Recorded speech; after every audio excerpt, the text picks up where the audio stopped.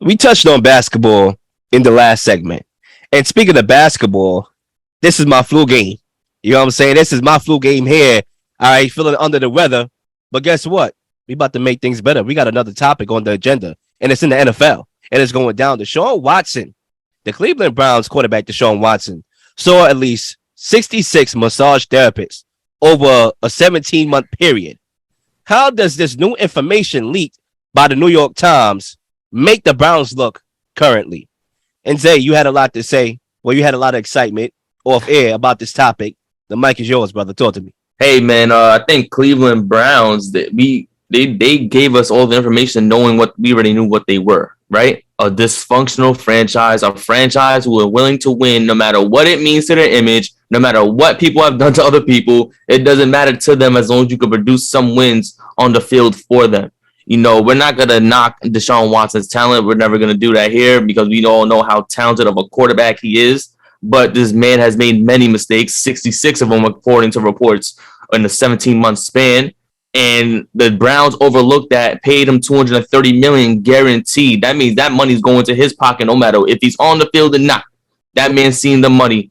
And it was a huge mistake talking about how the front office came out and said they did their due diligence of investigation. They did all of this work and they figured out, quote unquote, that they know that he will be on the field playing. So it's rather they were completely wrong or they have Goodell in their pocket. But it's just a bad look for the Browns. I'll be surprised, like my man Zach said, shout out to him, hope to see him soon, how it will unfold and how people and players and teams will want to trade with the Cleveland Browns moving forward, knowing that they did this disgusting act of not even doing their due diligence of investigative work to get this information. You have millions of dollars. You have so many resources in order to get this information, and your lackluster investigation allowed this to be, I guess, overlooked.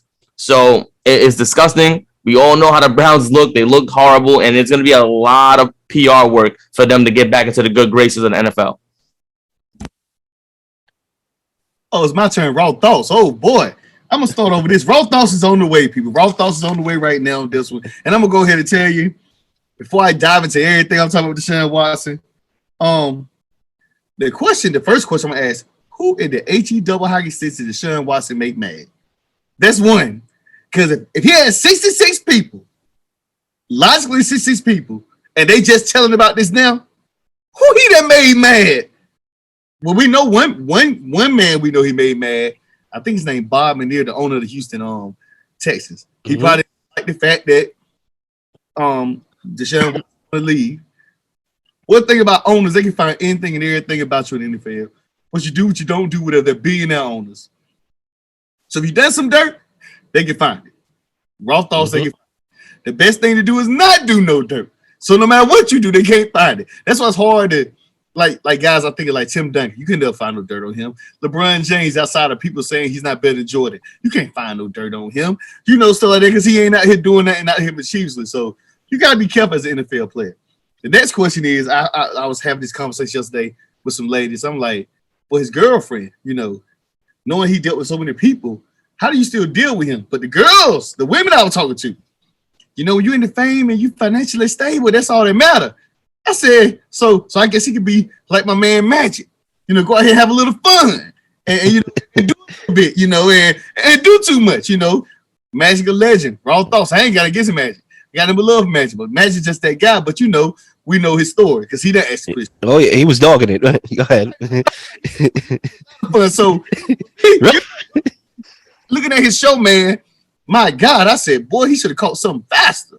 I'm saying it took that long. But anyway, so to Deshaun Watson, man, you know, to me, 66 people coming out of nowhere. Now, this is what I got, my guy. This is what I saw, unless I saw it wrong. What I found out was it was 13, 14 teams that won Deshaun Watson.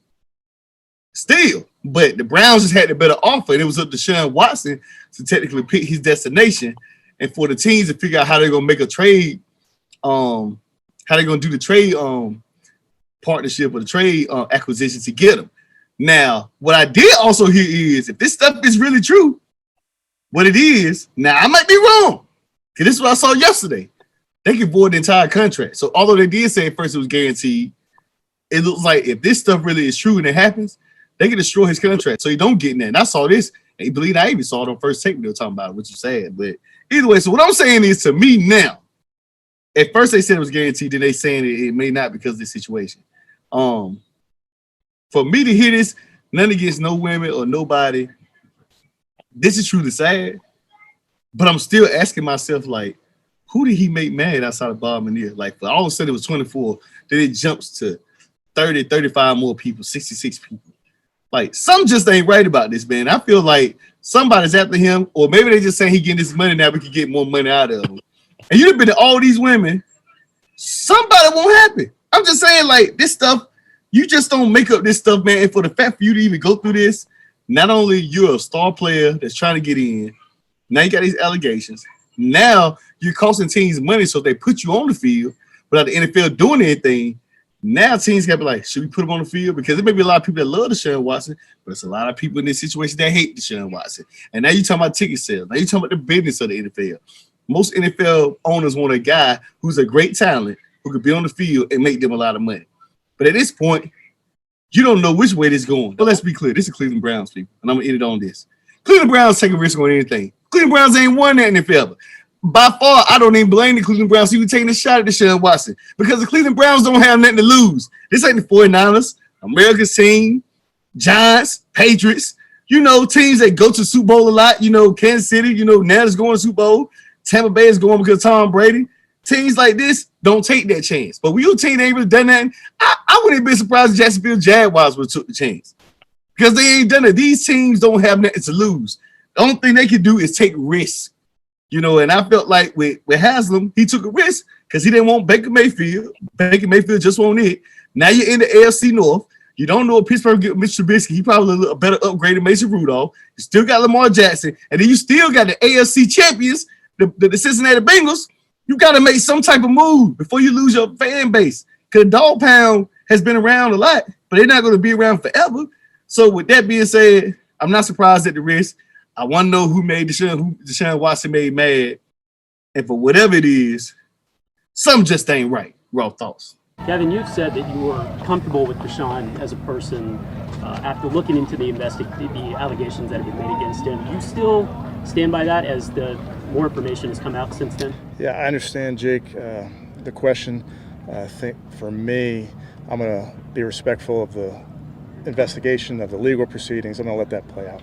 The 24th civil lawsuit that was filed, Watson's own attorney said they had no knowledge of this woman. Was that an allegation you guys, or an alleged incident you guys were aware that might have happened or alleged to have happened during your investigation? Yeah, again, I can't add much. I'm going to let both the investigation and the legal proceedings play out. Do you think the investigators should look into more stuff that you guys contracted to look into these situations? Yeah, I think we kind of talked through that at the time, Jake, and I'll stand by what we said. Okay, so basically, my take on Deshaun Watson is as follows. I think when you look at the Browns, they don't mind punting this upcoming season if it means competent quarterback play for the next 4 seasons.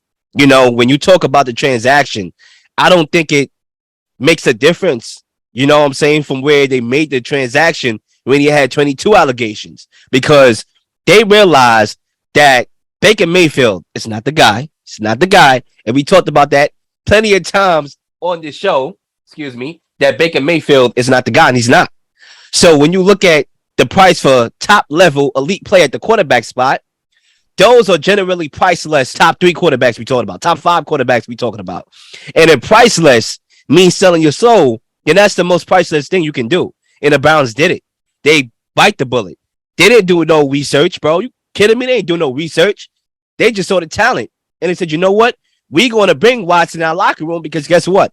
He makes our football team better. Now, could you say that they underestimated the levels of public perception that would not be so welcoming to the transaction? No, I think they knew what was going to come with. Of course, you have to know what's that going to come with. It's going to come with a lot of backlash. But what they might be underestimating, and we don't know that guaranteed, is the NFL reaction to them giving him that guaranteed money. So if he is suspended, he's still getting paid regardless. How's the NFL going to feel about that? is the NFL going to take a stand? Because right now, the Browns are going on past history. When guys commit infractions, they just get a slap on the wrist. So they like, all right, if history repeats itself, well, Deshaun Watson probably be suspended for 6 games, tops, if history repeats itself. But that's where the underestimation comes in, and it goes back to the NFL on what the NFL is thinking. Did they make the decision already? Didn't announce it yet. But these new allegations, how does that come into play along with the documentary? Wow, that was a new way to say documentary right there. Documentary that came out on HBO.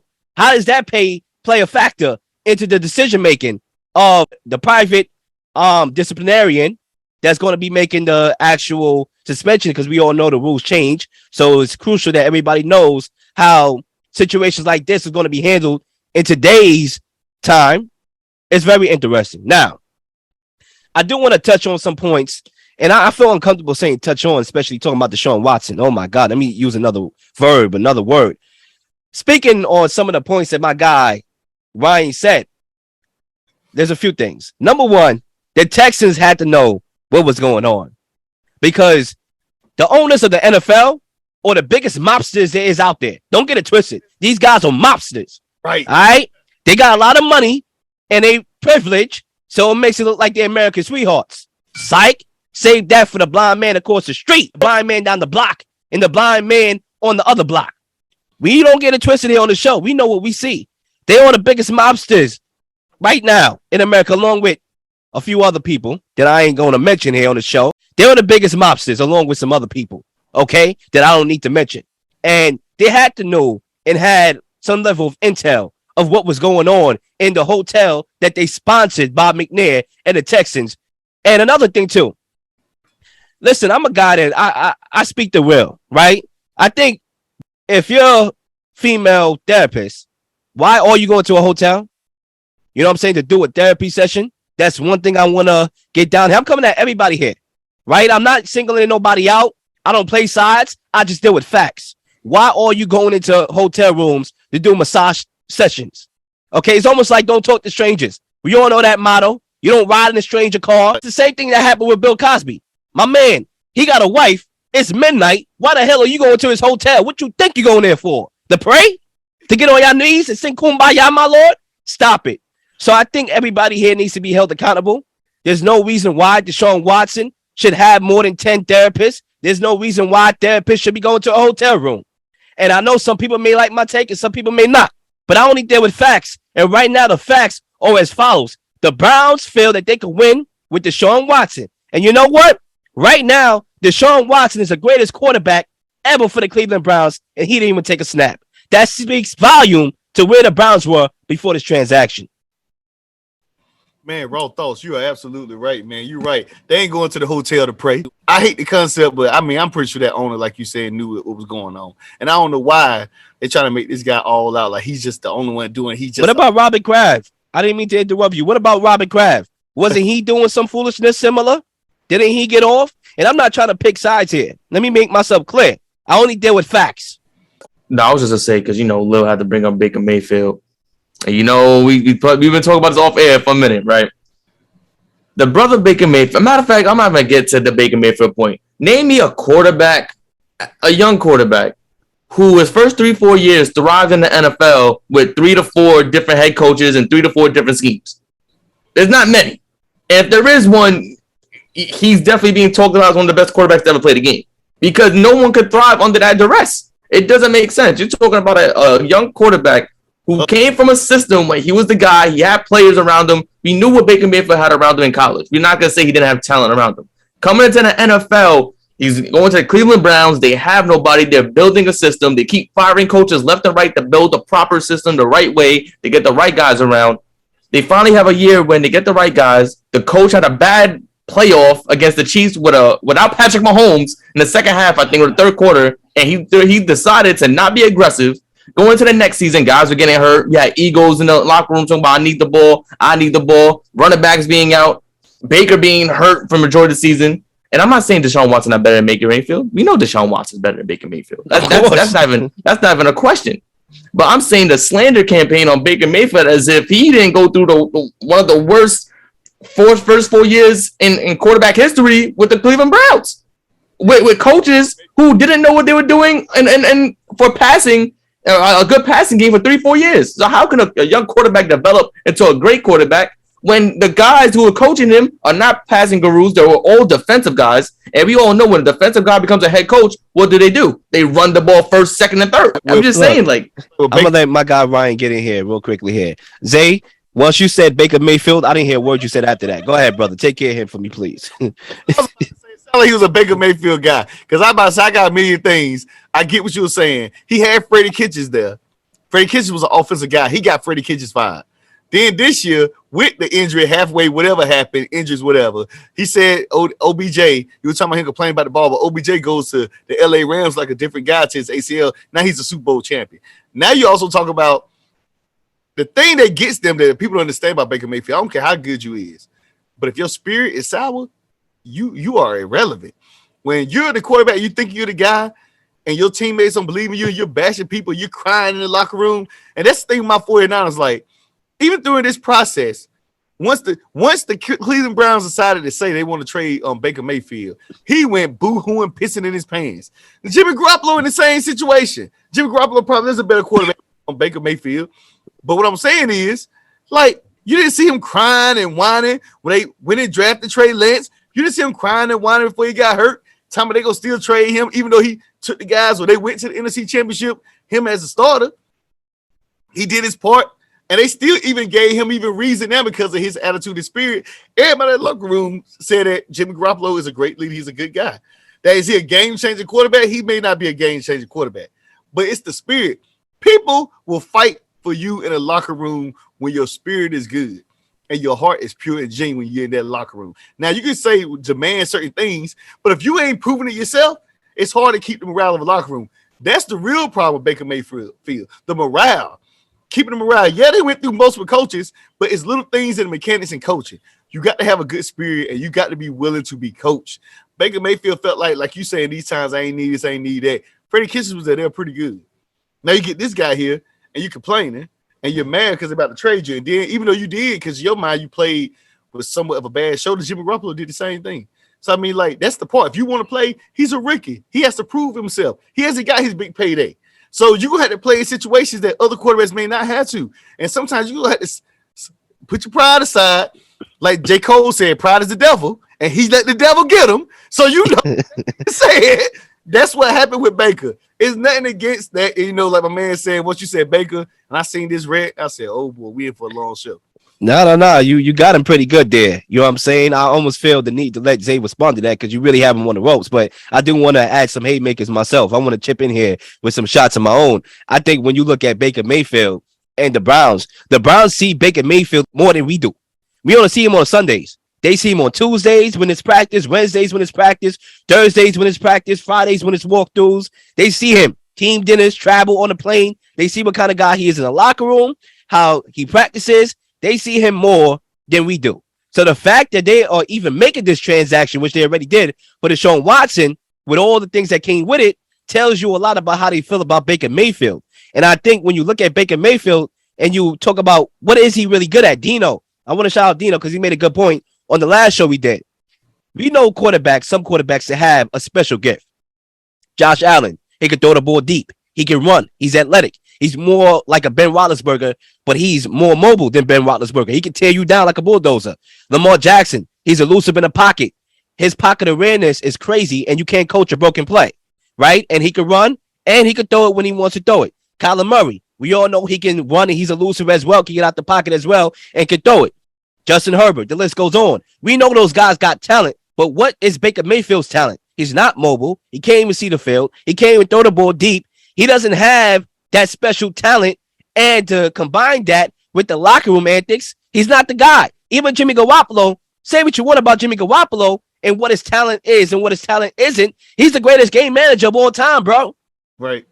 Might be, at least in this decade, he's the greatest game manager in this decade. NFC Championship and Super Bowl appearance. At least I can label him. I can't label Baker Mayfield because he's not even a great game manager. You know, Ryan. That's why Deshaun Watson is here right now. You know, Ryan, you know, they called a particular man a game manager himself. You familiar with Russell Wilson, right? Remember when they called him a game manager when Marshawn Lynch was running the ball up and down the field for Seattle? It's nothing new. You need a new you need a new system around you, or put the system around Baker Mayfield, or go into a new situation. This is soured in Cleveland. We understand everything with Baker Mayfield soured. Once Deshaun Watson became available, that they had I guess the Cleveland Browns did their due diligence, quote unquote, to make sure he could play on the field, and they brought him over. Of course, you get the best available quarterback. Deshaun Watson, you have to go out to get the talent. The way they went about it, though, the state that, according to Baker Mayfield, of course, they say that he was going to be the quarterback for next season. According to his words, the Cleveland gave him assurance that he'll be the quarterback for next season. And then they go after it and get Deshaun Watson. That was why you sour. That's why I'm like, all right, that was a foul on Baker Mayfield. If you're going to say you're not going to quarterback for next season, then tell him that straight up. Don't just say you're going to be the guy and then trade after and get Deshaun Watson. Ain't no sports, bro. It doesn't happen that way. It's crazy. So Deshaun Watson might not play this season, possibly. With all these allegations coming out, we don't know what Goodell's going to do, because Goodell he's a random guy. He can give him a 3-game suspension, or you give him a 3-year suspension. It go either way with Goodell. Now you have to look forward to Brissett. Brissett might be the starting quarterback for this year and possibly next year, and then you're going to lose out on Baker Mayfield, a guy who, when the system was working well, got you to a playoff. They won a playoff game. He played well in the playoff. It wasn't like he was bumming in the playoffs. It wasn't like he was just getting carried and throwing 100 yards a game. He was playing well in the playoffs. So now you have to go forward with Jacoby Brissett being your starting quarterback, a guy who at one point in the Belichick system looked okay. But after that, the guy has been horrible. And that's being nice. So, and then the Cleveland Brown team, they may have sold their soul for a guy that potentially may not play for a season, for maybe a season. Maybe 2. We don't know. Let's be real, man. Raw thoughts real quick. Real live about to start. What does Cleveland Browns have to lose? They ain't like they've been going to the Super Bowl 5-6 years. So if they have to wait another year, they can. They've been waiting for the past 50, 60 years. I mean, it ain't nothing new with the Browns. 3 years with Baker, they waited.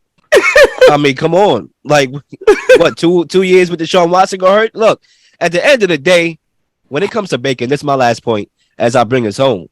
Matt Ryan found out that the Atlanta Falcons was indulging in negotiations to bring in Deshaun Watson to be the quarterback. Cool. I respect it, but I'm going to handle my situation with professionalism. I'm going to kindly ask that you trade me because you indulge for Deshaun Watson, and I appreciate that. All I did for the franchise, and trade me. He didn't go on social media. He didn't have a public outrage and say, I love my time in Atlanta, this, that, and the third. Nah. He handled it with professionalism. Clearly, Baker Mayfield has a lot of growing up to do. And clearly, you can argue, if you believe the Deshaun Watson allegations, he has a lot of growing up to do too. But the Browns would rather see Deshaun Watson grow up than Baker Mayfield. Ladies and gentlemen, I know y'all not getting tired of watching In the Huddle over and over again. So like and subscribe to the channel and receive these new notifications of new uploaded content that will be coming your way. Ladies and gentlemen, enjoy the rest of your day. I'm out. Peace.